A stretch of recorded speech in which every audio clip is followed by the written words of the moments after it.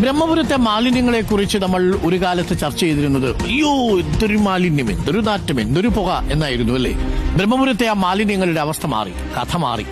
ഇനി ബ്രഹ്മപുരത്തെ മാലിന്യങ്ങൾ ദുബായിലെ ഫാമുകളിൽ വളമായിട്ട് മാറും. മാലിന്യങ്ങളിൽ നിന്ന് തയ്യാറാക്കിയ 120 ടൺ ജൈവവളമാണ് അടുത്തയാഴ്ച ദുബായിലേക്ക് കയറ്റുമതി ചെയ്യുക. ഇതോടെ കേരളത്തിന്റെ മാലിന്യ സംസ്കരണത്തിൽ ഒരു പുതുചരിത്രം കൂടി പിറക്കുകയാണ്.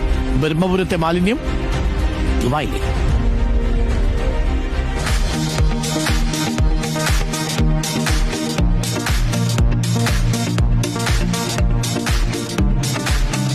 ഇത് ബ്രഹ്മപുരത്തെ മാലിന്യക്കൂനെ കുറിച്ചുള്ളതല്ല, മറിച്ച് മാലിന്യത്തിൽ നിന്നും സമ്പത്തിലേക്ക് എന്ന വലിയ ആശയത്തെക്കുറിച്ചാണ്.